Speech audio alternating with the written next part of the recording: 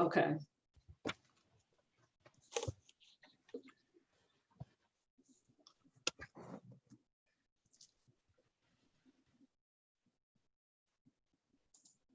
Okay.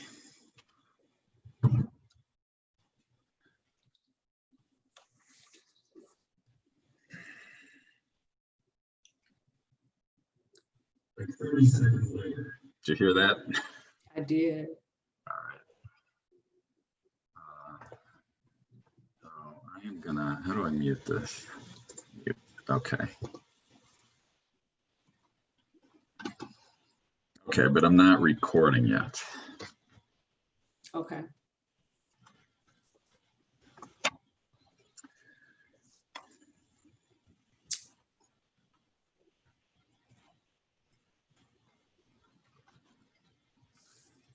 Okay, so we got 16 people waiting. And then in a couple minutes, I'll just admit everyone and then close the waiting room Okay. so that people can just come in and we don't have to monitor it. Sounds good. Cool. How you feeling now? Don't forget you're on camera. Good. I'm ready.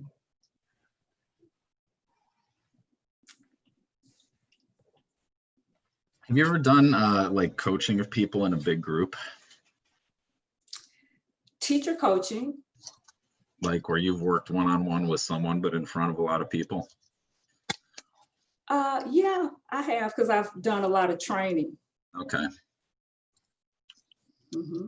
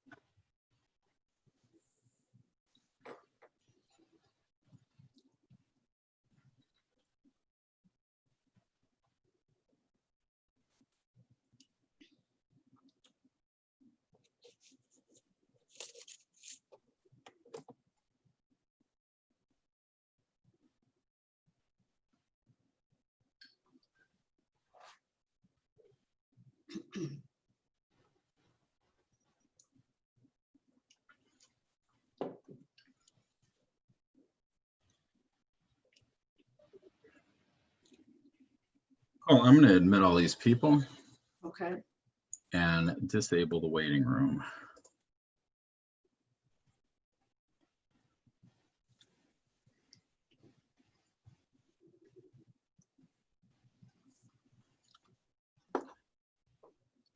Oh, okay. Here we go. Wow, look at all these people. That's a lot of people.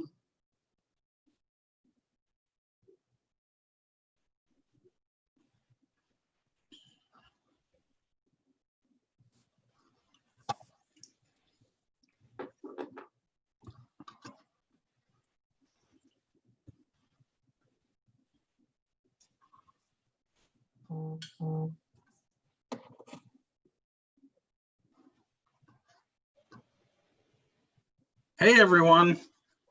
Hello. Everyone wave. Welcome. If we're going to get started at 10 o'clock, hold on a second, I want to make sure we've disabled the waiting room and people can just come in at this point. Cool. If you don't know me, I'm Scott Herbst, a behavior analyst, own a company called Six Flex Training and Consulting. We work with behavior analysts around communication, ACT, training, relational frame theory, etc. And today we're having a conversation on race and racism with Dr. Nasiah Cirincione-Ulezi. And I'm gonna let you say something about your business in a second. Okay. And I'm not gonna give the usual introduction you would probably see at a talk like this of like, here's all, Dr. Nasiah's credentials, blah, blah, blah.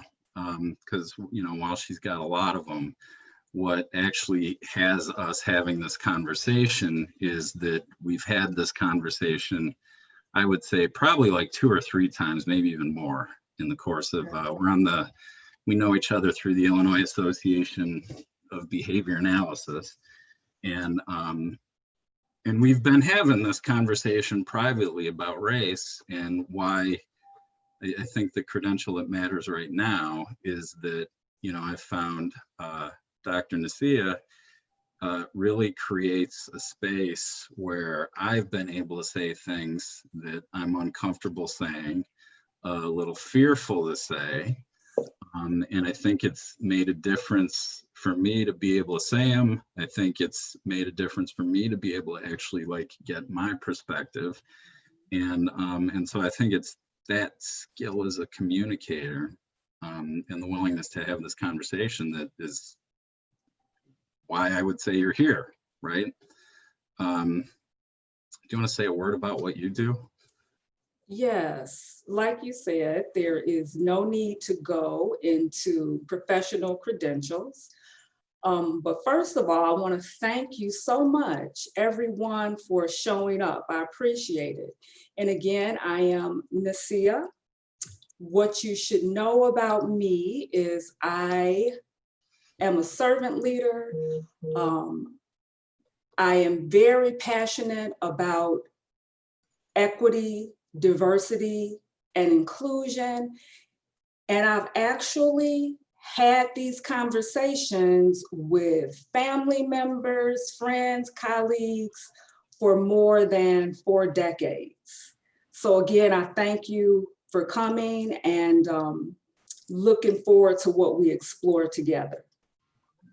Awesome. Thank you. I think, and to reiterate that, I just want to take a moment to appreciate you all as people who are up to something. And, I think just that you would sign up and register for something like this shows a commitment to make a difference, some acknowledgement that things aren't working the way you would actually want them to work. So thank you for being here, and showing up to be part of this dialogue. I'm going to give you a little training first before we get in. I expect this to be a challenging, confronting conversation because we're talking about race. And a lot of times this is something we just don't deal with. Or if we deal with it, we deal with it very privately. We deal with it with people who are the same color, or don't deal with it at all. I've been confronted in having these conversations. We'll talk a little bit about that. Here's my invitation. Notice whatever shows up for you. You could get angry, upset, frustrated, sad, resistant, afraid. As that shows up, see if you can notice it and just let it be there. Got that? And then come back to the conversation. It's predictable that we're going to say things that are going to take you out of the conversation. You're going to get mad, you're going to get upset, sad, etc. And then you're going to check out. Okay? See if you can just notice that and bring yourself back to the conversation. The other thing I would say is that as much as you can, as you're having whatever your emotions you're having, see if you can take your cues from Nasiah and I, okay? Probably a lot of what we're gonna say to each other, we've already said to each other, and we, however uncomfortable we were able to say it, and then, continue the conversation. And I think in a way that I would say has brought us closer together, right? Yes. I've got a deeper level of relatedness and love for you that 2.5 weeks ago was somewhere else, right? It's reciprocated, Scott. Yeah, And that's part of the process. yeah. So as much as you can, whatever you're feeling, take your cues from us, okay? You know, you might get upset and say, how could that white guy say that, you know? And take your cues from Nasiah, all right? Or you could say like, you know, I can't believe she thinks that. Well, take your cues from me, okay? Anything you want to add to that, Nasiah?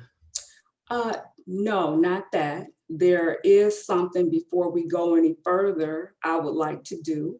Yeah. In the past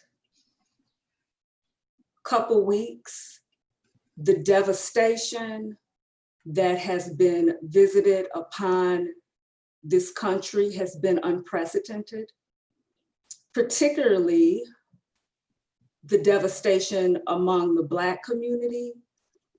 And I know in my life, there has not been very many people who have created space to honor the trauma of it, to honor what has happened to me, to people I love.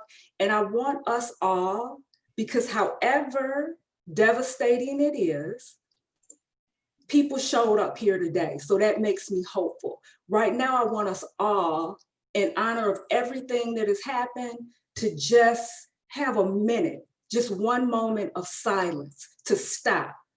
Because I keep noticing the world isn't stopping. People are traumatized and we keep going. So I want us to just take a moment and stop and really honor our pain and our devastation and understand that we showed up here today because we must have some hope. Okay, I'm gonna take myself off camera for just a moment.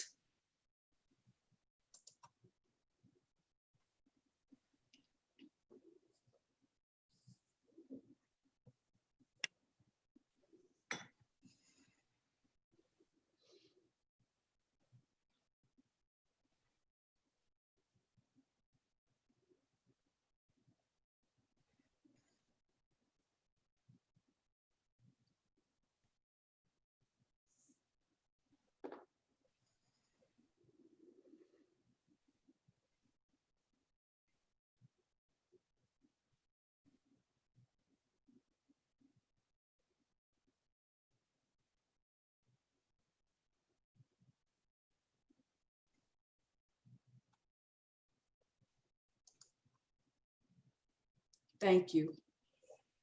Thank you. Hey, I'm gonna start recording this actually. Okay. And do you wanna, we have an intention for this. Do you wanna Yes, create that with our group? I sure will. Thank you. Okay. Intention. Understand that we are not going to fix it today. But my hope is to raise awareness of what Black people go through in this country, in the workplace, and the trauma associated of that experience. I hope, and it is my intention, that many of you will gain an awareness of how you perpetuate and support systemic and structural racism. I hope and intend for you all to be open up to new possibilities for relatedness and action. And finally, the data that I'm sharing is anecdotal data informed by my own life. There's actually a number of women who are on this call who I pull from my support system, and they have shared their experiences with me that I also draw from. That's it. Awesome, thank you. Mm-hmm. All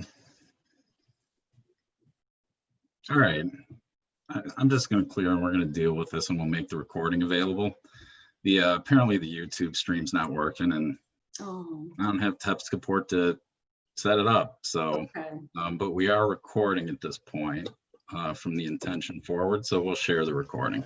Okay. We'll figure out a way to do that. Okay. Okay. So before we get into the meat of the conversation, a couple of ground rules.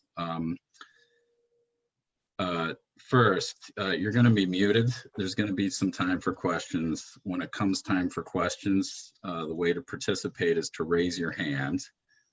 We haven't given you the ability to take yourselves off mute. How you raise your hand is if you look at your control panel, you'll see a participants thing. And if you pull that up, there's a raise hand function at the bottom, okay? And that's how we're gonna manage questions. You're welcome to use the chat. We don't promise to check it as we go. We're gonna be talking. And frankly, I encourage you not to, okay? Just be in the conversation. You know, there will be an opportunity for questions. And I think the last thing as far as ground rules orientation is I want to say what's inarguable in the context of this conversation. All right. We're working from a few definitions here, and that's how we're participating in this conversation, is that these definitions are the truth. Now, you can argue the truth of these definitions. We're not going to argue the truth of these definitions. You got that? So we're just going to take this, you know, whether these are true or not, we're going to act today like they're the truth. So we don't want to get into any arguments or questions about like, well, couldn't racism be that, or could, okay, you know, we're just taking this as kind of the baseline from which we're going to proceed. And if you want to argue about definitions, we can do that some other time, okay? But so a few definitions. First, there's prejudice. And prejudice is prejudging of another person based on social groups they belong to, okay? So for example, you know, I'm at 7-Eleven, I see a group of Black kids, I get nervous. It has something to do with that they're Black kids. That's prejudice, okay? Then there's discrimination, which is action based on prejudice, okay? This would be, I'm at 7-Eleven, get a little nervous, I see a group of Black kids, that's prejudice, okay? Now I like make sure I like double check my bike and that it's really locked securely, or leave the store or whatever. As a result of that, that's discrimination, okay? And then racism is when a group's collective prejudice is backed by the power of legal authority and institutional control. I'm going to say that one again. Racism is when a group's collective prejudice is backed by the power of legal authority and institutional control. So from the definition we're working from today, it's not possible for like racism against white people just doesn't exist. Okay. And Nasiah, you look like you have something you want to add to that. No, I'll confirm it. Okay, cool. I'll confirm that. So there's no reverse racism. There's no, you know, there's no like, wait, you mean there's a Black group of behavior analysts and they won't let me in? Or isn't that racist? No, it's not. Okay. That's just what we're working from today. Sound good? Mm-hmm. Cool. All right. So we were going to start with our concerns. Well, first thing I would like to do, Scott, is really acknowledge that this is difficult. And at the onset of the process, I was scared Yeah. because I don't want to model for people that this is easy. This is incredibly scary. And for me, it puts me in a very vulnerable position. I don't know, I won't speak for you, but maybe you could share how you feel having this conversation in a very public way. Sure. So, I mean, probably my biggest concern is I'm going to piss people off and they're going to get mad at me, right? And do one of two things, which is yell at me or go gossip about me, right? Tell people what a racist I am. Say the wrong thing, say the thing that's going to have everyone think I'm a racist.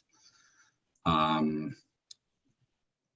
think those are my biggest concerns, right? I hear them. Yeah. What about you? You said you're afraid. What do you think you're afraid of? Just not getting it right. My intentions not being received well. Somebody getting angry at what I say. I think when many of us broach conversations about race and racism, this is what comes up. It's incredibly uncomfortable. It's very much a part of my personality to keep people comfortable, not upset people. And when we engage in these conversations, that is a part of the process. But I showed up and you showed up here today to have this very uncomfortable conversation in a very public way. Cool. Hey, you know what else I'm afraid of? What? People are going to get mad at me and no one's ever going to register for my courses again. Yeah. Yeah, well.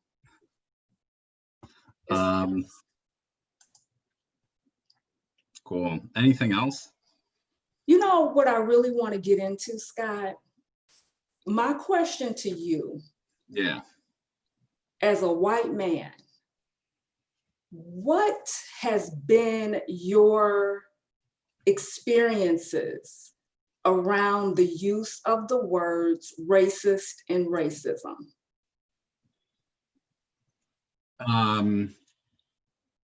Well, one, it's bad. Okay. Like that you very clearly shouldn't be racist. It's bad to be racist. Okay. And I mean, that's it. And then, there's all the, I think, images that go along with it. Like, like when I picture a racist, I picture like some guy in overalls and a beard. And like, that's probably the quintessential racist. He's probably got like a hillbilly hat on, Confederate flags, stuff like that. Yes.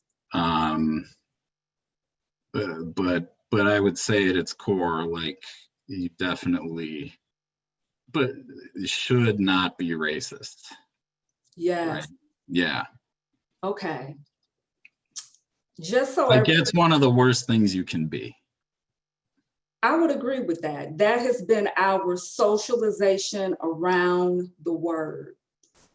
Okay, what I'm going to share, this information I'm about to share, speaks to what you just said. And I think it's revolutionary information.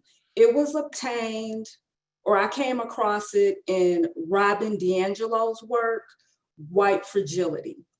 What she does in her work is she talks about the good, bad binary as it relates to the word racist and racism. What is the good, bad binary?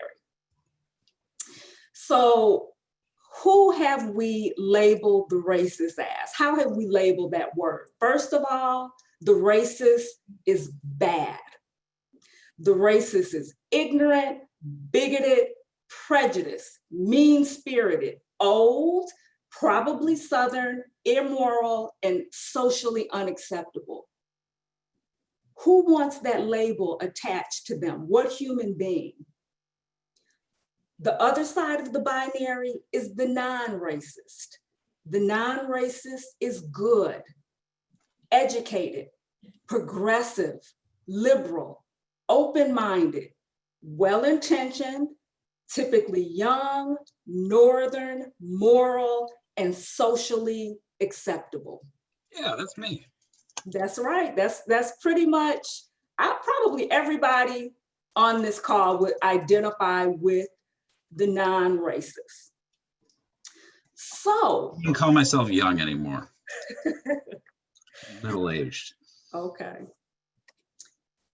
So what has that done? This binary has, I think, caused more damage to me as a Black woman than anything. Why? Because my very well-intentioned, liberal and progressive white colleagues, friends, don't look at themselves in terms of having racist behaviors. So racism is always out there. What that bad person is doing, what that cop did, what the neighbor did, what that woman did. We have to switch it up.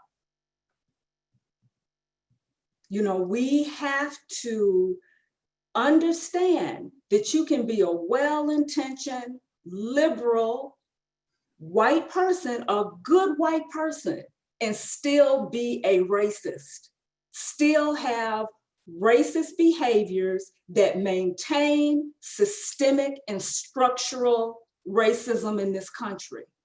You know, did everybody watch the woman who called the police on the Black man that was bird watching? Yeah. Did y'all see that? Amy Cooper. Went, huh? Amy Cooper, I think. Amy Cooper, okay. Yeah. Amy was in the park.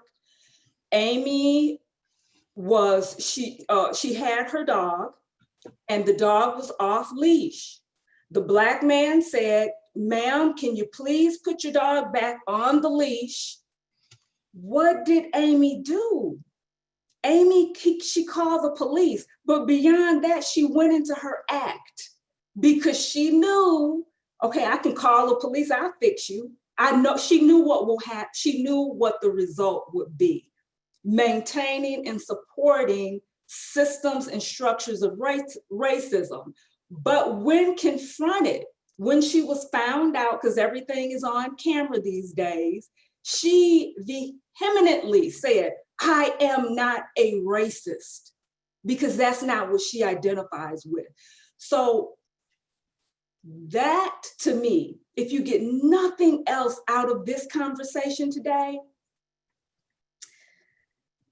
understand you can be a good, well-intentioned white person and still be a racist and have racist behaviors. You know, because largely, Scott, I think it's implicit bias. It's things that we are unaware of. And for us in this field, that's not what we deal with. We deal with the observable and the measurable. Okay, so this is a stretch for many of us as behavior analysts.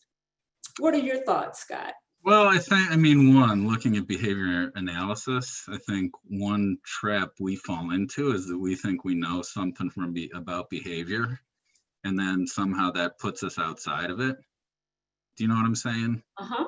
So it's like, oh, I know how people work. I'm objective now, right? And I don't think that's the case. I do think here's where I would like to look from, because that they call her Central Park Karen now. Like, that's a pretty extreme example, right? Yes. Like, that's pretty blatantly, like, I mean, I think any one of us would agree that, yeah, that was pretty racist. Saying, I'm going to call the cops and say Black man, and they're going to like come and, you know, take you away. Yes. And I don't think anyone has a problem looking at that as a racist, right? And so when I look at that, personally, it's easy for me to say, okay, well, I don't do that stuff, you know. I've never threatened the Black, like, I'm going to call the cops and tell them a black person's messing with me, right? So like it kind of goes back right into what you were just saying, where it's like it's easy to say not me, right? Um, I'm going to ask you a question I'm scared to ask you, all right? And you have my full permission to be honest and straight with me. Okay. Have you seen me do stuff that like you would say like that's part of it, like that's part of it? Because honestly, if I've done that stuff, like I'm not aware of it, right? Because of the nature of our interaction in relationship, I haven't had an opportunity to observe you in a variety of settings. Yeah. So but you've seen me in board meetings. I've seen you in board meetings. I will tell you that overwhelmingly, you are white male. In white male with racist behaviors, I haven't seen, but I see patterns. What does that mean? Like overwhelmingly, I'm white male. Well, I see patterns of, if I can be frank and honest, patterns of some white male dominance. Okay, let me give you an example. At one of our last meetings, you know, we are in the middle of this pandemic. At that time, it was I think maybe 5-6 weeks in. Yeah. So we're meeting over Zoom. You are one of two folks who are a part of this, who were a part, there were only two males, and you were one of them, okay? Oh, I remember, yes, okay. Okay, I yeah. remember folks trickling in. It was a meeting set for 9 o'clock. A couple people trickled in at 9:02, 9:03. Yeah. And I remember you saying, folks, if you're gonna be late, you need to make sure you connect. Well, see, this is where the white male dominance come in. And the ladies on this call now, and possibly some of the men, you're gonna relate to this. Through this pandemic, what we have had to do is shift our work home. Yeah. Several of the women in that meeting are moms. Yeah. And believe it or not, it takes, in order for some of us to detach, and I have a 21-year-old, in order for some of us to detach and make it to these virtual meetings on time is a lot of work, because our children are not used to disconnecting from us at home. So we're gonna have to just let it go. And again, I think that's white male dominance from your frame. Why can't you be here at 9:03? But again, this is something, Scott, I'm not calling you, wouldn't call you a chauvinist. This is your lens, your implicit bias. This is what you bring to the world. So your responsibility is not always to get it right, because I don't always get it right. None of us do. Your responsibility is to be woke to it, be aware, and okay, move on. But cool. Hey, I'm gonna cut you off. Just because I kind of want to stay on the track. So I got that, appreciate it. That gives me something to look at, right? And I appreciate you being frank. So here's what I'd like. So maybe we can get more of a sense of like the racial piece, right? Like an example of something that, so maybe if you haven't seen me do it, but something someone like me could do that like just not aware of, you know? Let me go back to talk about this binary piece, because it's important. Because that racist person, the one who we describe as bad, has very little impact on my life, seriously.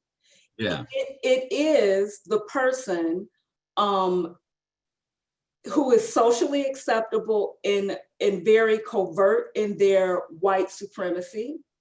It is the white person who is sitting in the meeting and sees a Black person being disrespected and won't say anything. It is the white person who says they're colorblind and they don't see color. It is the white people who segregate themselves by living in all white neighborhoods. It's Eurocentric curriculum. It is blaming the victim. It's hiring discrimination.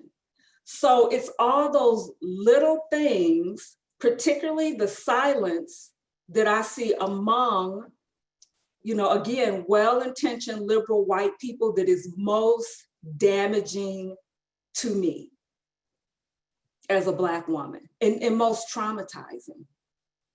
Yeah. Could you say a little bit more about like how it, like, what is the damage?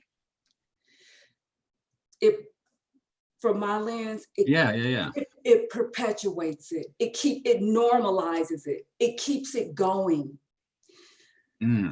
White people, it's on you. It's on you as a white man to really be instrumental in being a change agent around racism.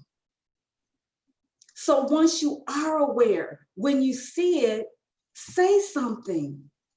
Say something. And guess what? Just like I said before, I recognize that it's hard. We talk about peer pressure in terms of our children, but we are all subjected to peer pressure.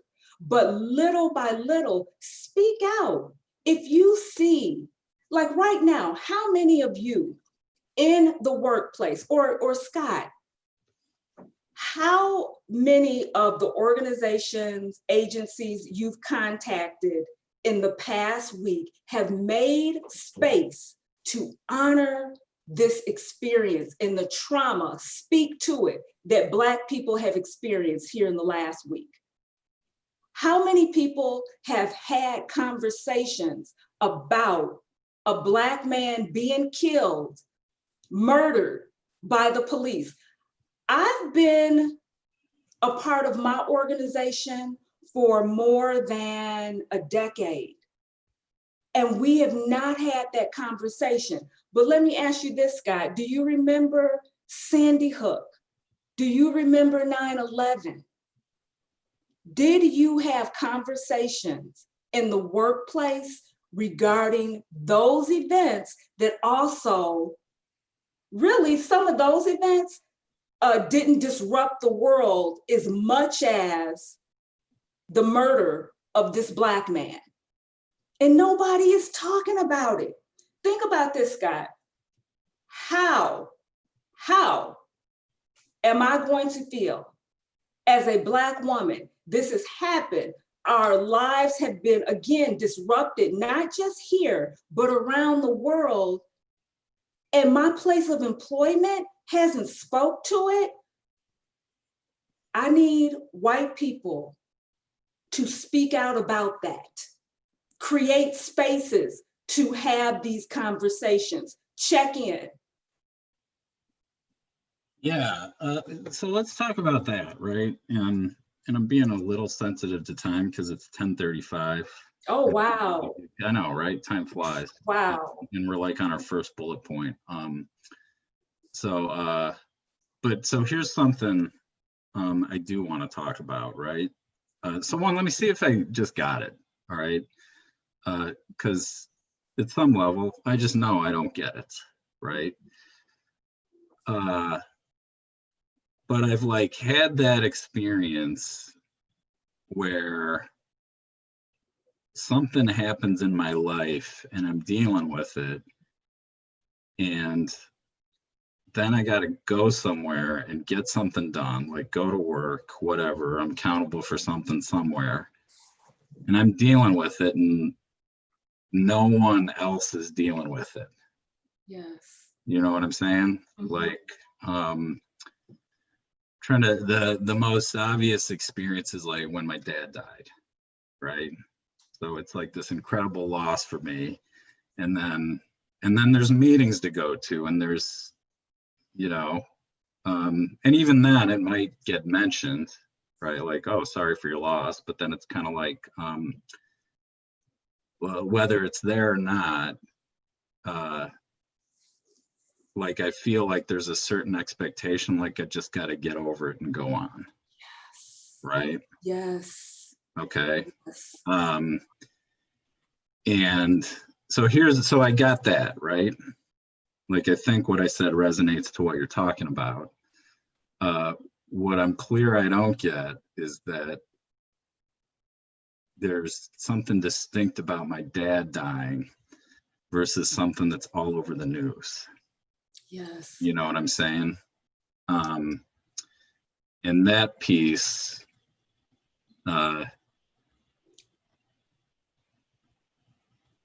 well, yeah, so I can't say I get your experience, and then it creates something and like, wow, that's got to be an experience, you know? It is. Yeah, I want to speak to it. I want yeah, to go ahead. expand on that because I really want to make sure that people understand what's happening and be able to really become aware to why Black America, and let's be clear, you know, there's something very anti-Black about our country. And there has been for a very long time.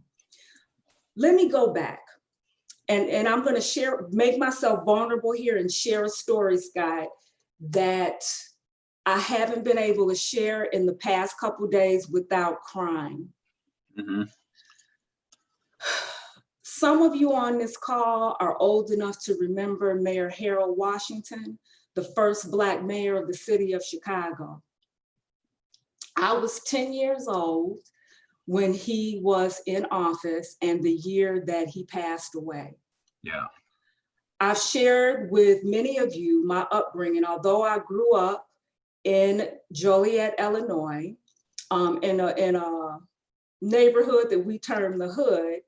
I was educated in a very affluent all-white school. So I was in this school from first grade all the way up to 8th grade, and I was the only little Black girl in my class.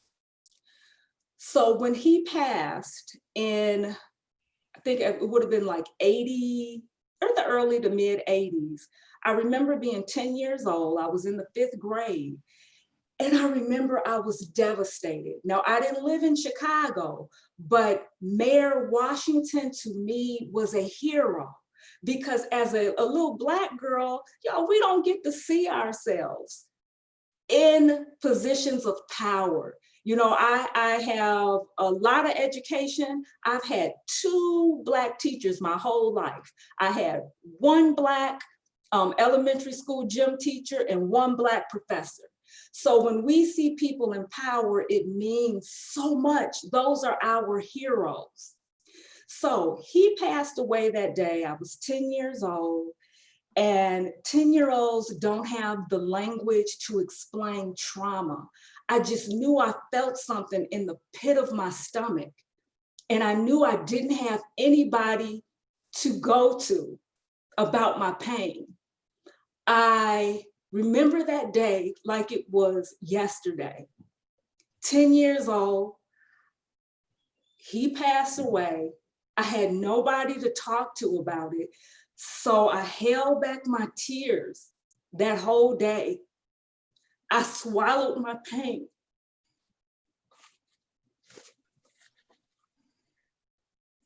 And at 10 years old, I carried on with my day. Scott, Black people in this country, that's what we have to do on a daily damn basis. Swallow it and keep going. That's what this anger is about. We don't get to stop. When I had that moment of silence, that's because I am really fearful of the mental health of Black people in this country, because we just keep going. We have to for survival. Yeah. It's for survival, but that's it. So when I think about what happened with the knee in the man's neck, and I'm sorry, I don't want to re-traumatize, but that is the vivid picture in my mind. I think about what he meant to some Black child, and he's not there anymore. And the blatant disregard for his life. Black bodies are dying. They get killed for no reason. And it feels to me as a Black woman, nobody gives a damn.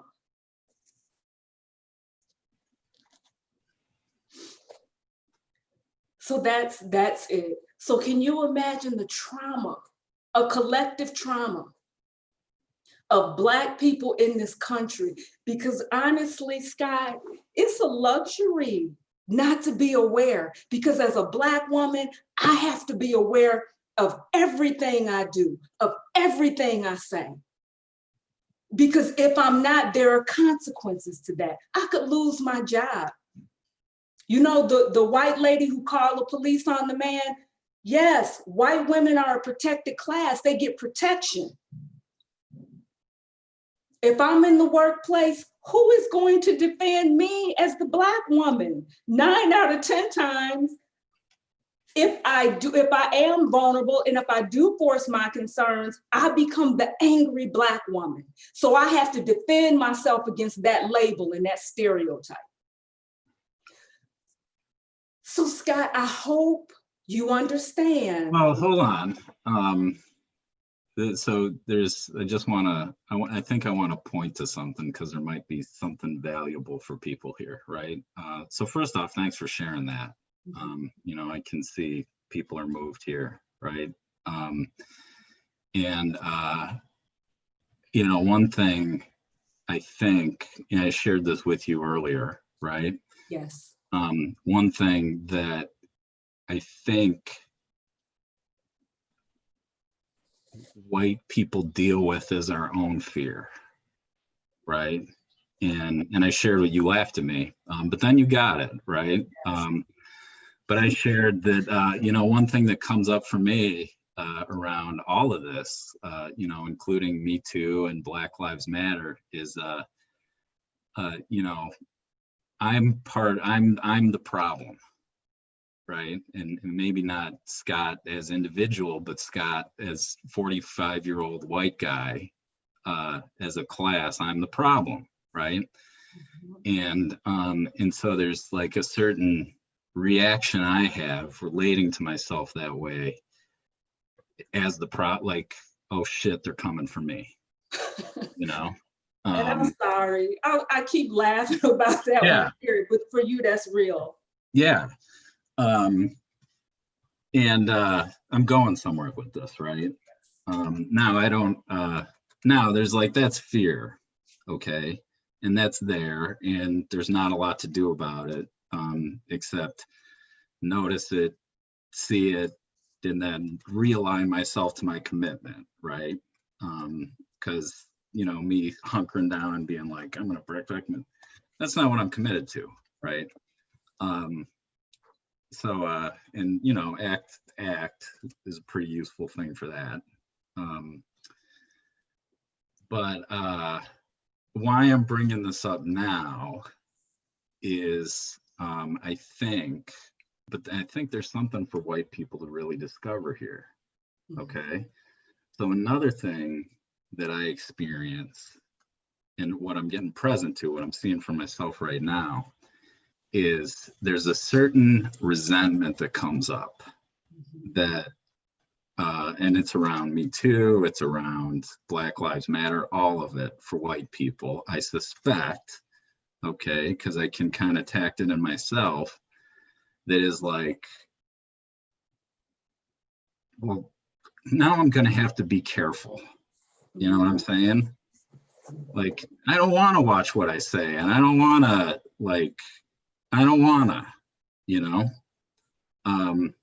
now what I'm getting present to now is, okay, so like I'm dealing with that for myself, and I'm probably not the only white person dealing with this, is, it sounds like that's kind of like just the baseline for people of color, Yeah, is like, I gotta be like, I don't want to be careful. Well, guess what? Like, yeah, you gotta be careful all the time, and all the there's time. gotta be some sort of like, welcome to my world about it for you, right?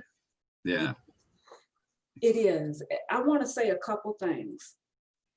When I yeah, talk about being introspective and looking at ourselves, that includes me. yeah, And one of the things that I'm very present to, and I'm going to own this right now, is I have invested much of my life in keeping white people comfortable yeah, and not having the conversations that need to be had, not sharing the information that needs to be shared. Now, there's been some very real reasons I had to keep white people comfortable that I am no longer committed to, but I have been complicit in racism myself. That's how I've done it. You know why? Because I wanted to maintain my coveted middle class lifestyle. And I know if I am the Black woman, Scott, who is really calling people out, guess what? That may mean I will not be employed for too long. So I think that is just important to share. Also, I want to speak to Scott, when you sustain, when I've sustained as a Black woman this level of trauma over the years, it tires you out. yeah, Have you heard on the news people say, I'm tired. I'm tired. Scott, is labor intensive, especially yeah, I'm 48 years old. I have been at this a long time. I'm tired. I think what we're seeing, the reactions of Black people in this country is we are tired. We're tired. I know I am. I have a 21-year-old son. So I remember back in the early 90s when Rodney King went down. And here we are in 2020. I have a 21-year-old now, and he's saying the same thing. That means we did something wrong. So the way we've been doing it hasn't worked. I'm tired. I'm ready for something new. And I would say the country is, Black America is ready for something different now because what we've done hasn't worked.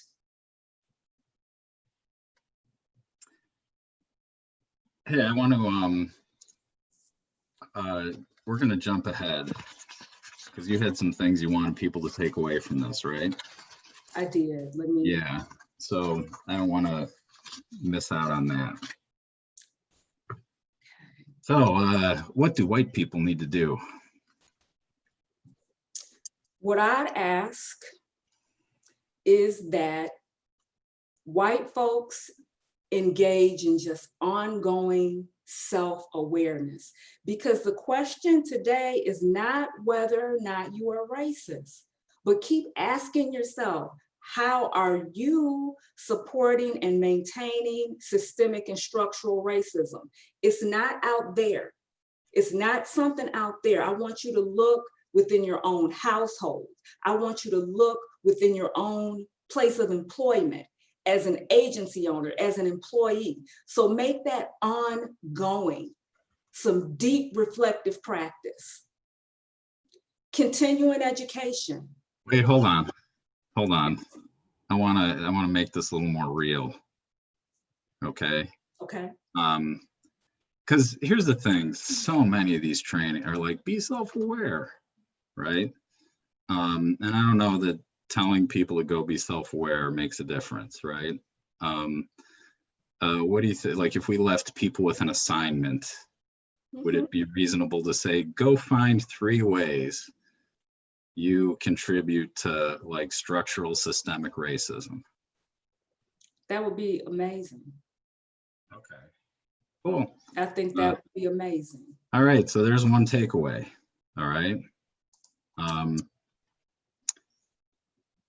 So here's what I'm going to do with this next part. You keep talking, and then I'm gonna listen for like, how do we make that actionable? All right. Cool. Continuing education. Yeah. I want everybody to continue to sit in uncomfortable spaces and do the work needed to disrupt racist systems. Disrupt it. That may mean if you see disparity in your workplace, you be the one to speak out on it. Don't wait for somebody else to do it. Don't just say that's how it is. You be the one to ask the question, why are there no Black people here? Why are we holding this employee to a different standard? You speak out on it. If you hear somebody tell a racist joke, you be the one who say, you know what, that's incredibly racist. Call it out. No longer sit in silence. Be uncomfortable. The next one, relationship building. And this is what I want to say about the relationship piece. What I've come to realize is when I hear white people say, I have a Black friend, they were often referring to the Black person they work with, have a casual relationship at the grocery store or the gym with.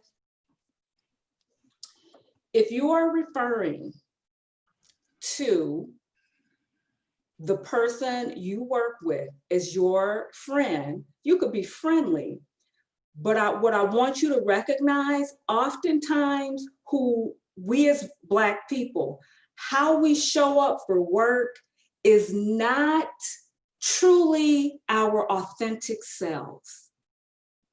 The person you know from work may not be who you really think they are, because it's not safe for us to be our authentic selves in the workplace. Can I ask a I question? want you to, hold on, Scott. Okay.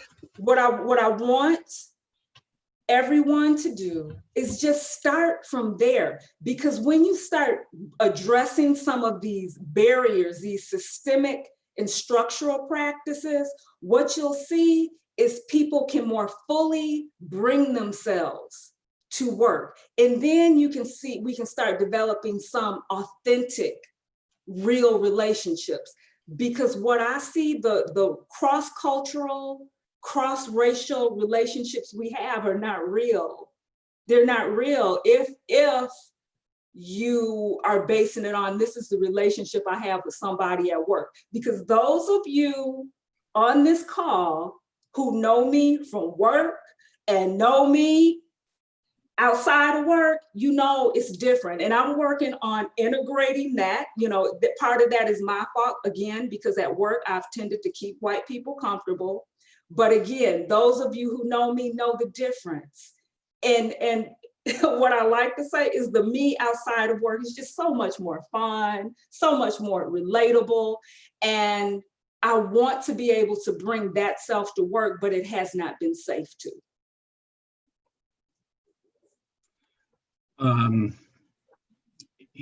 Here's what I'm wondering is, how do you build relationships? Right? And I'm thinking, I mean, there's a lot I'm thinking. We're probably going to go past 11. So one thing, I was like looking at that, right? Like, okay, so who am I calling? Like, you know, because I say I have Black friends, like, are we really friends? Right? Mm-hmm. And how do we define that? I'm curious, are we friends, you and I? Yes. Okay. Yeah, I didn't know. I was like, I think we're becoming friends, you know. Definitely.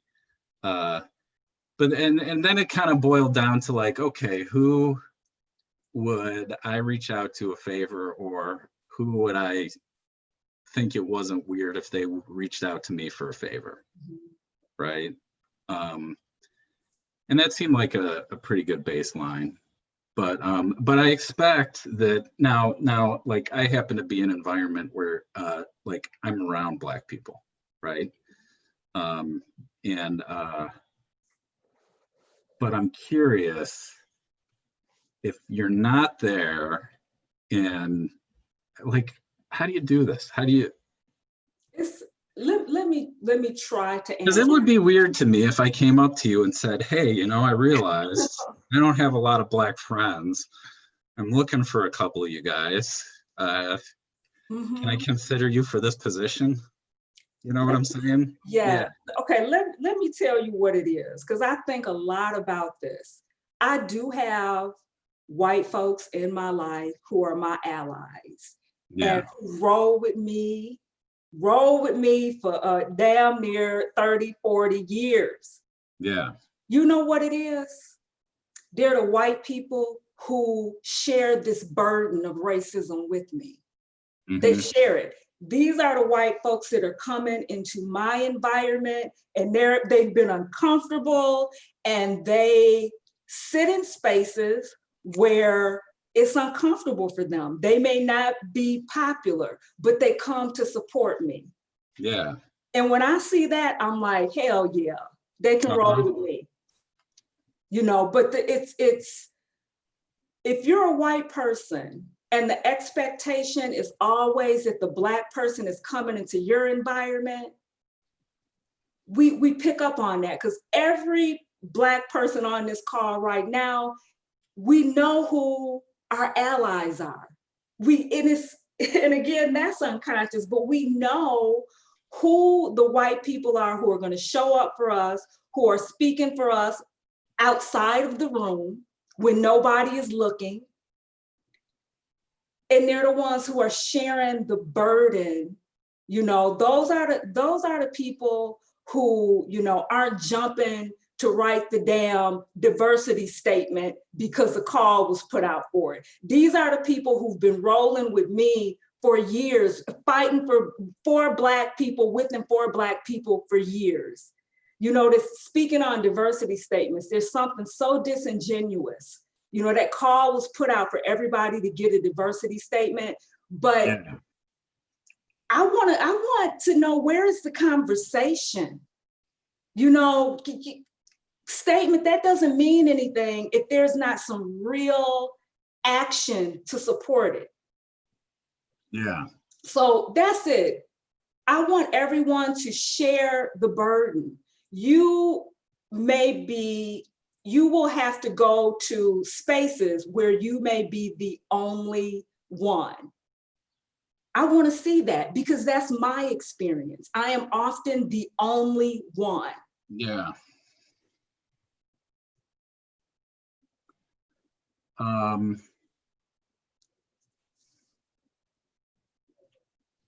okay.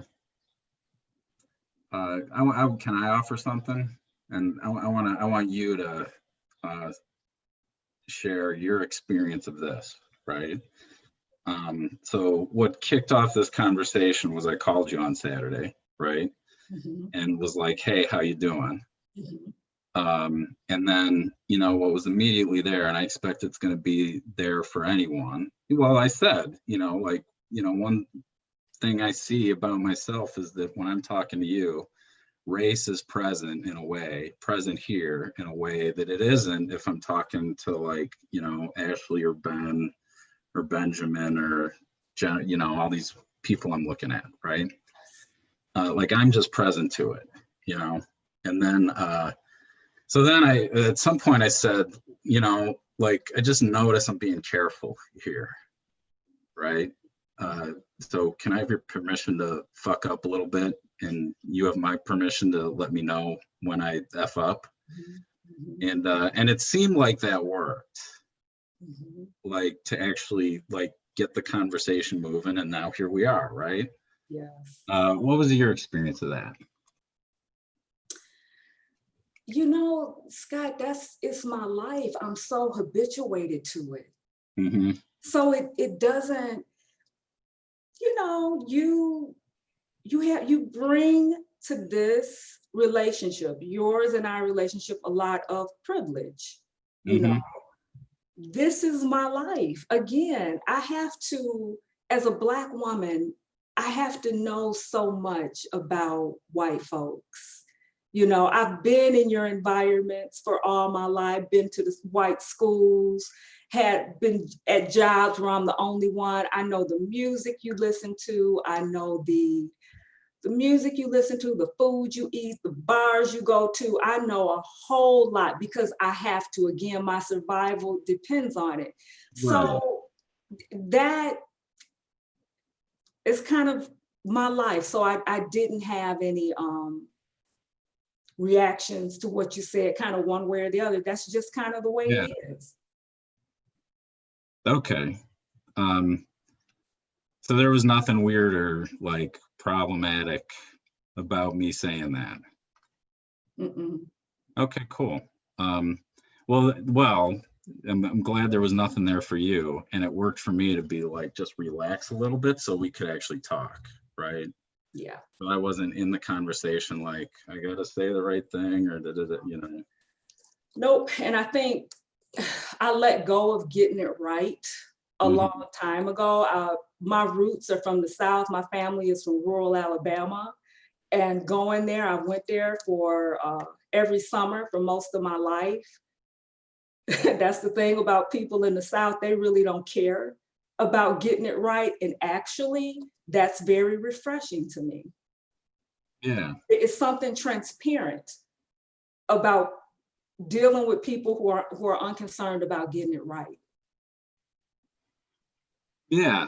Yeah. Well, and I think, I mean, I wasn't thinking this in the moment, but it's kind of like a little act move where it's just like bring awareness to it, then let it be there so that you can actually have a little freedom to move, right? Um, okay, cool. Anything else you want to say about what white people can do? Well, I know I forwarded to you a list of resources. If you could Yes. make those available to everyone. Yeah. Beautiful Humans had an outstanding podcast and it is on YouTube now. I don't know what it was titled, but it's excellent. Please, Beautiful Humans, YouTube, search it and please watch that podcast. Denisha Jingles did an excellent job with that. Okay, cool. Doesn't look like she's here, or if she was here, she had to leave.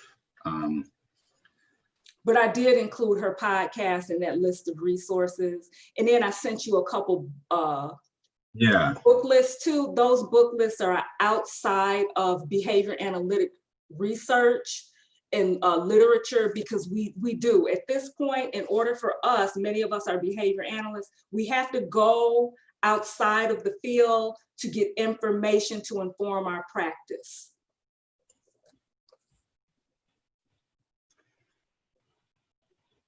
Cool. You want to take some questions?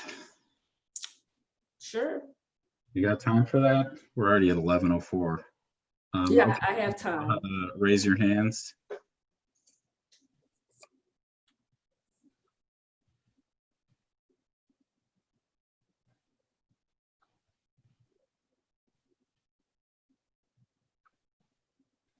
Cool. We got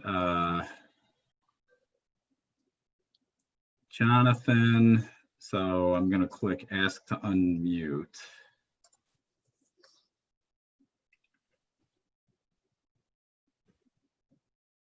Jonathan, can you come off mute now? Is that working? I've never done this before. Yeah, I don't.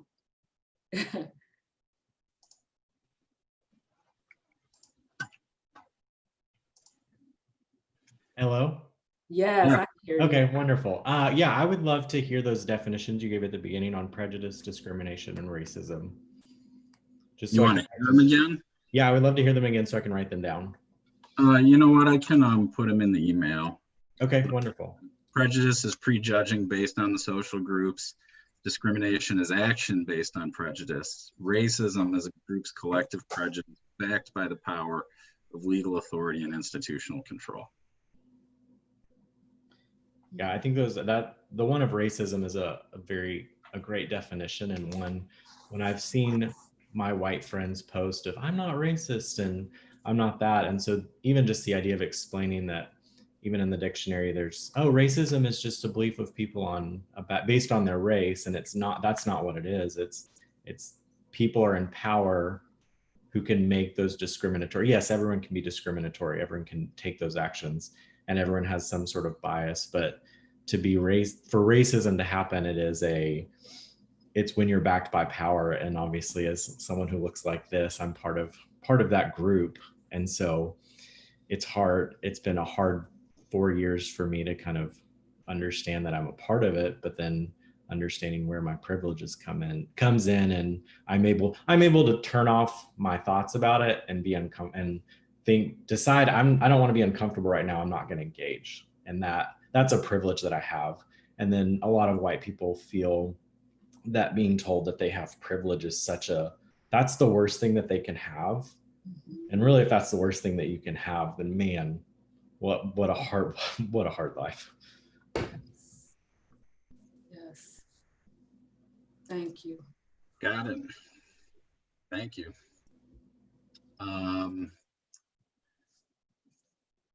We got Jonathan has his hand up. And so you should be able to unmute yourself. I think I just spoke. Sorry, I think I didn't know how to put my hand down. Oh, sorry. All right, Anders. Hi, thank you for sharing. Hi. In some way, I think I'm just commenting about like the interaction I'm listening to.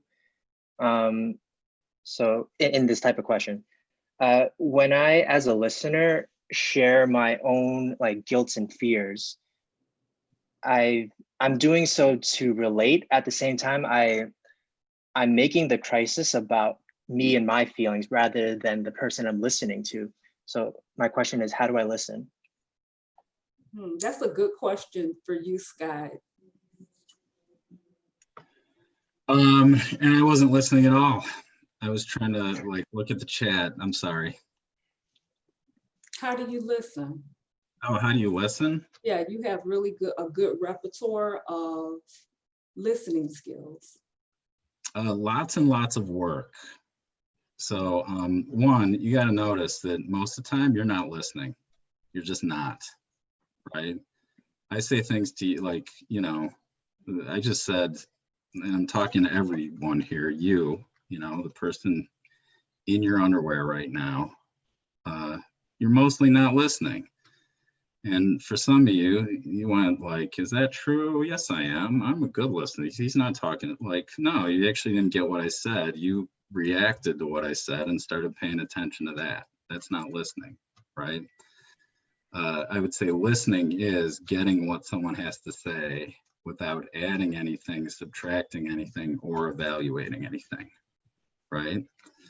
And then there's levels, because there's more to communication than just the representational words that someone says. There's actually the emotionality, and it works in communication to assume that someone's always coming from a commitment. Someone's always coming from a commitment. If they're angry, if they're upset, if they're hurt, if they're yelling F you, they wouldn't be yelling at that if they didn't care. So it actually works to listen for what they care about, right? And probably it's not, their real interest isn't to hurt you or to call you an idiot or, to make you feel bad. Like there's some bigger commitment that maybe they're not skillfully communicating. That is there, that if you can hear it, it'll get you on the same side. Now, how do you do that? Well, you should take my courses. I'll train you.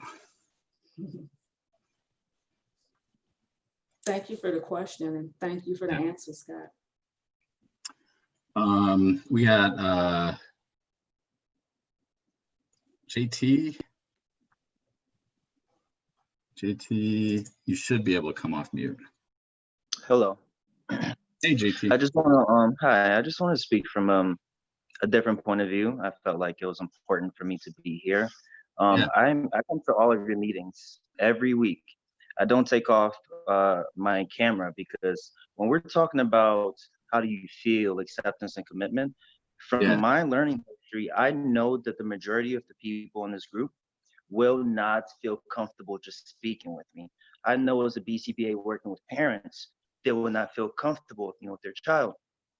Yeah. And this is just one of the things where I don't think you realize how much I have to think about who's in these breakout rooms, what I'm gonna say during these breakout rooms, what I'm gonna wear to these breakout rooms, Yeah. how I'm gonna speak. It's like all these little details. I could go on and write an entire paper for how much I have to be conscious of in these breakout rooms, what I talk about, just so many details where it's like, what is the issue? You could list thousands of issues with just your 5-minute breakout rooms. And I just want to recognize, just within this group, how much of a privilege that no one has to think about the thousands of details that goes into those maybe 3-minute breakout rooms, 5-minute breakout rooms. What story am I going to share? Am I going to be genuine? And honestly, I guess the bigger question I want to ask is, we're focusing on what can white people do, what can people, not experiencing this do. But I'm more curious, what can I do? If I speak up, I'm risking my job. If I say something on Facebook, I'm risking my job. If I send the wrong task, the wrong text, so many things I have to consider. So I actually don't know, and no one talks about what is my appropriate response. And ma'am, if you can speak on behalf of your son, because my mom would be saying the same thing. And my mom would just tell me, JT, just be quiet, cut your hair, speak nicely, because she doesn't want me to fight that fight. But it's It, real. It's it, real. There's no it is solution. real. Thank you. Thank you for that question. This is what I'll say, and I don't know if everybody heard me when I said much of my career is been invested in keeping white people comfortable. And there's a very real reason for that, because my survival is very much tied to keeping white people comfortable. I wish I had a solution to your problem. It's hard, because you are correct. We do have to monitor everything we say, everything we do, because there's consequences if we don't. What has happened to me, I am a 48-year-old Black woman who I have less in terms of responsibilities. So I have a little bit more freedom to say what I want, do what I want. And I think, because I have a lot of women on this call who I consider them my mentees, and I don't want them to wait until they're 48 to find their voice and start speaking out on issues. What I will say, find out, because this is where I'm at now. Find out what is truly important to you. Right now, it's important to me to stay in integrity with what my beliefs are. I believe that racism is wrong, and because of that, I'm going to actively speak out against racism, however uncomfortable it is. If that means I lose my job, I will have to lose my job. And I'm also committed to not just losing my job. I'm not leaving somewhere without a fight. So I'm going to make it harder for people to just get rid of me. But it's no easy answer for that, because the truth of our reality is Black people, we don't have the privilege of being able to say and do whatever we want without consequences. Thank you. Thank you, JT.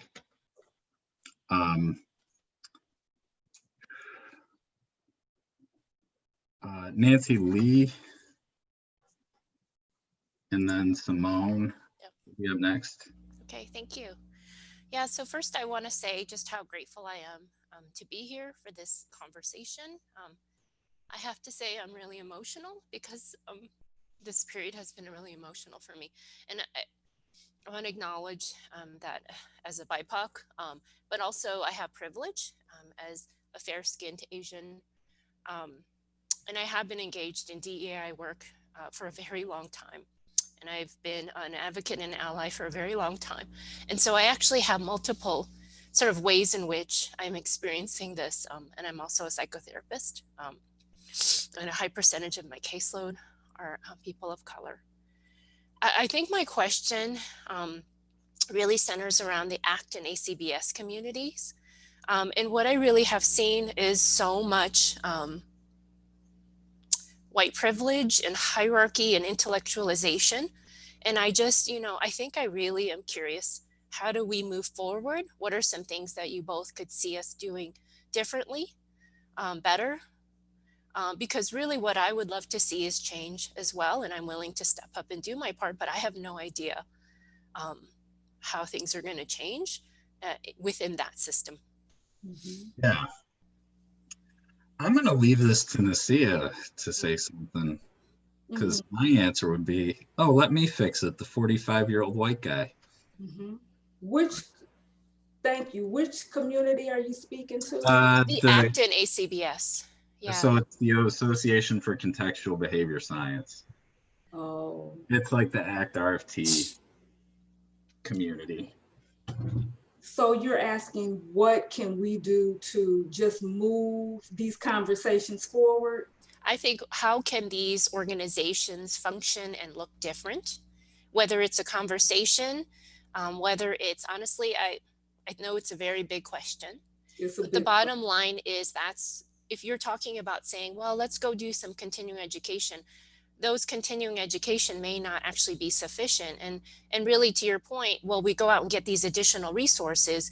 I mean, there's so much that I have to put into actually integration and practice. And a lot of it actually ends up feeling like microaggressions as well. Yes. Let me say this, because what I've developed a very healthy respect for, especially in the last couple years where I've been significantly more involved in policy, in professional organizations, is the presence of making sure that there's a presence of people of color in leadership and in these organizations, so it doesn't become the tail wagging the dog. And I think we have to make sure that in the leadership, in the committees, there's enough people represented that these issues are brought up and addressed. I sit on a legislative committee, and it's interesting when I hear different ideas proposed, there's never a thought of how some of these ideas could impact Black or brown communities. So I think it's critically important that that's where we start. We make sure that there is enough decision-making power within these organizations. Because right now, I would say that there's not. You know, I did a diversity analysis of the lecture series at Skinner's lecture series for ABAI. And in the past 3 years, they have not had, I think they may have had 1 or 2 invited Black speakers.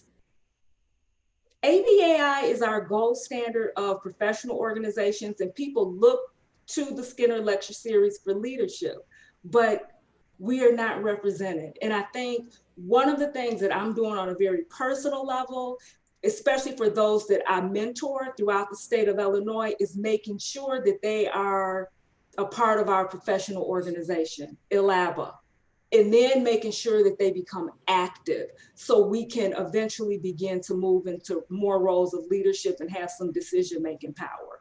Because now I see that as a huge barrier to having interests met and addressed.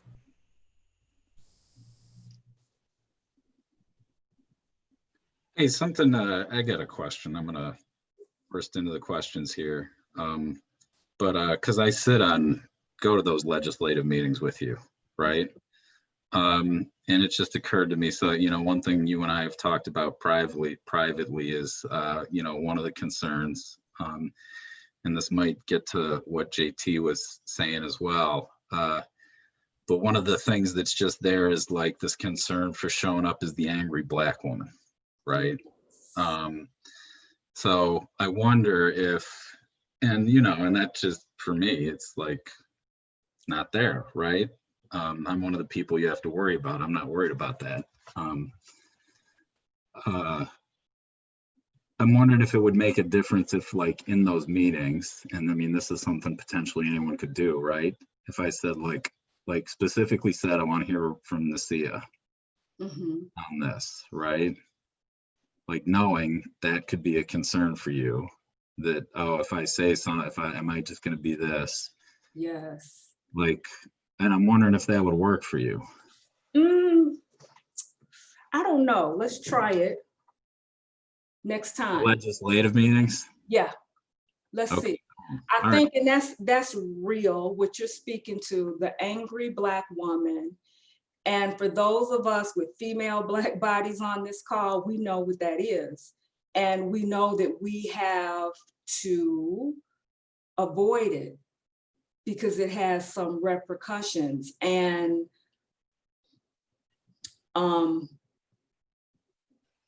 many of us, and I just wrote a paper for behavior analysis and practice that talks about Black women's and leaders, or Black women's barriers to leadership in ABA, and identify being the only one and fighting that stereotype is a significant barrier.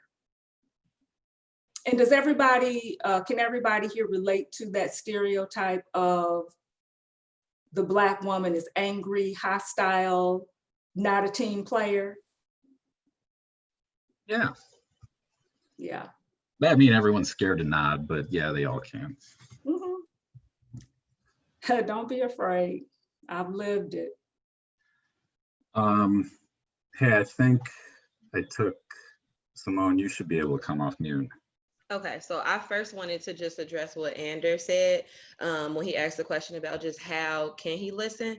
And I think another part of the listening piece, just speaking for me personally, is not giving an answer. So say you get put in a situation where someone is like on a rant and we're talking about how, you know, we get treated these certain types of ways, or how we are always placed in these uncomfortable environments, just giving an ear to hear it and not to present or to give your opinion on it, because sometimes it's not that we necessarily want to answer, we just want to feel like we are heard. And I think that's like one of the biggest pieces for me that I want, you know, people to consider in terms of listening. And then the question that I had was similar to kind of what you guys were just talking about. So I feel like a lot of it is like, well, what can other individuals do to help support us through this? And then I'm just thinking about like times that I've been in meetings or times that I've been in situations where it's been an opportunity where other individuals could have said something and have not spoken up for us. But then I also feel like sometimes the thing about racism is that when you experience it so much, like she said, like we become habituated to it. And so we don't always recognize. I personally know that I've missed times where I'm like, oh man, like that was racist. Like I didn't even catch that, because it's so common. And so I think you guys have the same perspective in terms of like, you miss it because you don't always have this interaction. You don't always have, you know, this type of just the interaction with or just some type of feeling concerning how things are presented. And so I think it's a lot to say, hey, maybe you guys should speak up and speak out for us, when you don't know or recognize that that was actually a time for you to speak up and speak out. So how can we, my question is, how can we, like in the Black community or even Brown community, help to support them to feel like, okay, this is like, Naj, this is one of those moments where I might need some support. You know what, in the moment, I think it's tough, like you said, because people miss it. This is where doing that front end work of becoming aware is gonna help.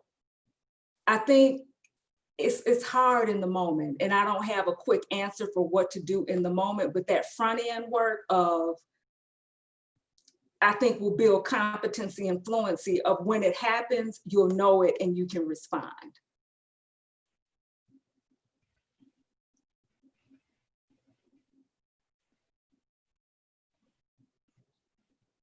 I'm looking at that too.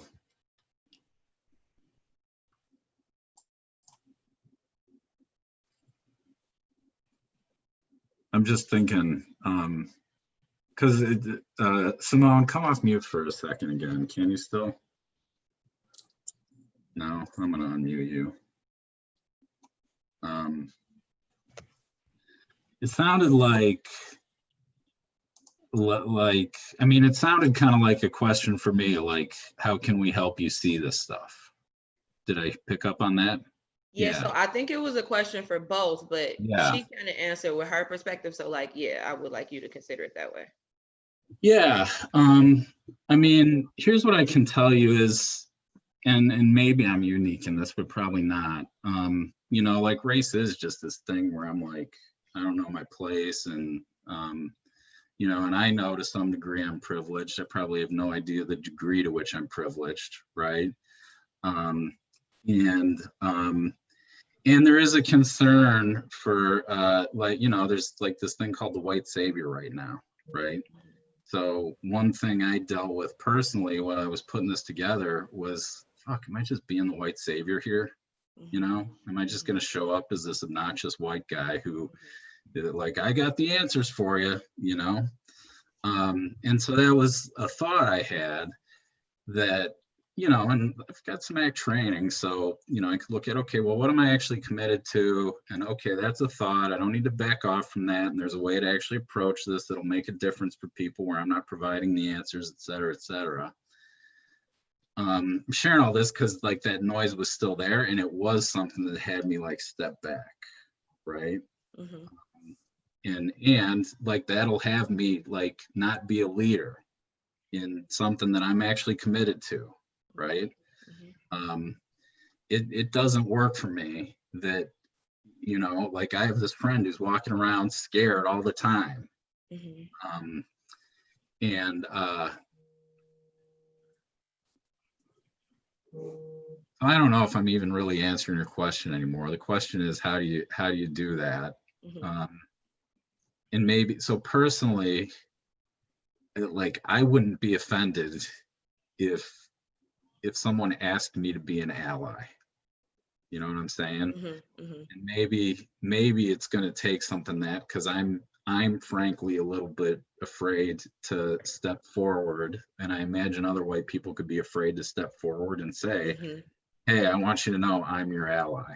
You know, like it is just such a, that it's like, okay, like just that, are you getting the of it? I don't necessarily have a word for it, but it is kind of easy to say like, you know what, I'll go do something else. Yeah. Did that answer your question and provide anything? A little bit. I mean, I think that it even like brought up something else, and just really quickly, because I don't want to hold everybody. Yeah. But just I think it made me even consider like even just like when we are working with our clients and we consider like those precursor behaviors, I think that it would be cool. I mean, I don't know how realistic it is, but I think it would be cool if like we could identify a list of like precursor phrases, or, you know, like different things that kind of like when you hear these things in meetings, like when we're making these types of laws and putting these things in place, this is not considering us. You know what I mean? Because I think that at that point, now it's like, that's a flag for me. Like now I'm automatically paying more attention to it versus like pie in the sky, just trying to figure out like, is this one of those moments that I should say something? Yes. But that's just a thought. But thank you. I think that's a great thought, Simone. I like that. Thank you. And I'm all about antecedent interventions. All right, Saturday.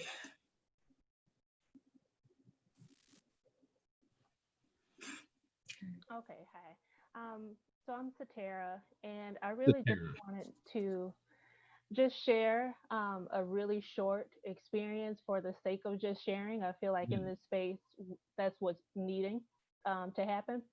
So just a really short story. I was walking into a gas station to buy gas, and I'm only giving you details so I can bring you into my story. Yeah. So I'm walking into the gas station to purchase gas. There was another Caucasian male, and he was on his phone. He, you know, had his business suit on, and he was busy. He had 3 Cokes or Pepsis in his hand. And as soon as I was walking up into the counter to, you know, go ahead and purchase my gas, I wasn't purchasing anything else. He came right in front of me and set all of his items down while still on the phone, didn't acknowledge me. And then the I don't know what I would call the person working in the gas station, and he was also a Caucasian male, and we made eye contact. And he was either giving one of two messages. One message was, please don't say anything. And the other message was, I mean, I don't even know at that point. I felt, please don't say anything right now. Yeah. And I didn't. And at that moment, I remember taking a step back, and he paid for his item still on his phone. And the person working and I, we're continuing to make contact, and I just stood there and waited for the transaction to be over. He left, and then I purchased my gas, and nothing was said about the interaction in and of itself. It was just, hey, can I have 20 on pump, whatever. Yeah. And I wanted to share that because one thing that, personally I've done over the years is I've altered myself and my behaviors and my reactions in so many instances that they've become conditioned at this point. Naturally, I believe it's, a proper response to say, hey, I was here first. Yes. But that's not my natural response anymore. Yes. My natural response is to back up. And I just wanted to share because I do think for so many Black people, our natural responses have altered because of our experiences over time.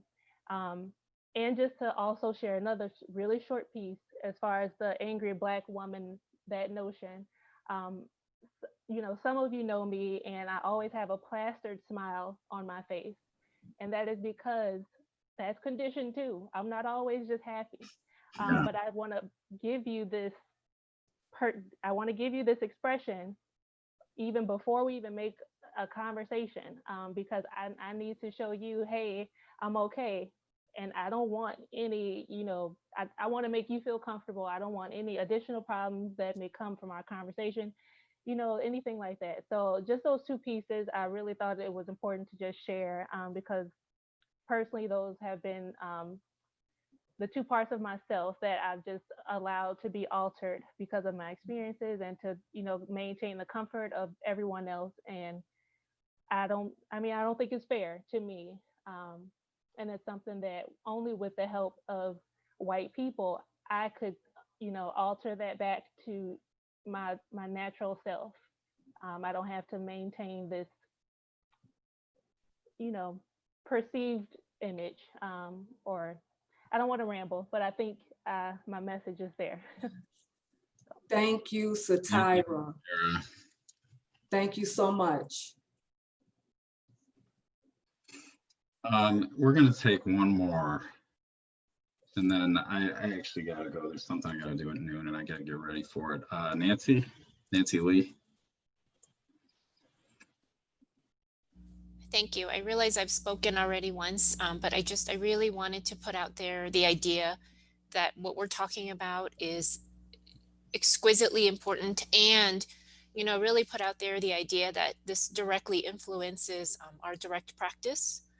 And I would really love to see us and organizations talk so much more about how this affects our practice, our interactions with clients, how we apply these interventions.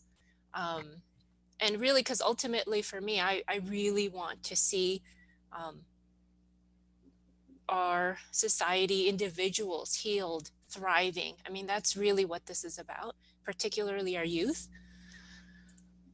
So really that idea that we really need to really focus in as well on how we can actually integrate this stuff and really increase our practice.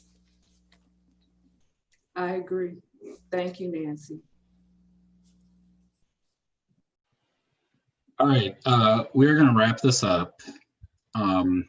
I put a link in the chat. It's a I don't want to call it feedback. It's a feedback form. We appreciate you taking a moment to fill it out. I want to thank Nasiah especially. One thing she sent me before this was an article I'm going to summarize the title. It was, like why it's important for people of color to have their own spaces, right? And, part of what I think the article shared was that it's exhausting having to explain race to white people was part of it. Yes. So thank you for being willing to get here and educate some white people, right? I get it. Took a lot of courage, a lot of vulnerability. It took something to be here. So, thank you for stepping forward and having what was a private conversation with, 100 people, right? And Scott, can I just interrupt you for a second? Can I say thank you so much? First, thank you to you. I appreciate having this public-private conversation.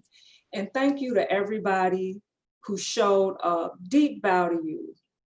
Because I had to be vulnerable, but so did everybody here. I greatly appreciate it and definitely look forward to creating more spaces like this in the future to address these issues within our field. Awesome, thank you. Yeah, and thank you to everyone. I'm going to put the link to that survey in one more time, and I'll include it in a follow-up email. I got to pretty much jump right over to something else, so the email will come a little later, and then we'll figure out how to get a recording out to people. I think that's it. Thank you guys so much. And with that, I'm declaring the afternoon, the event complete. Okay.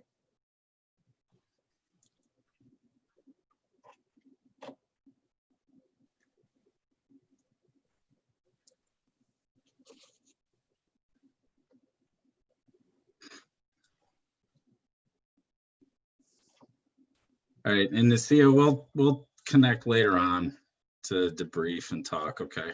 Sounds good. All right.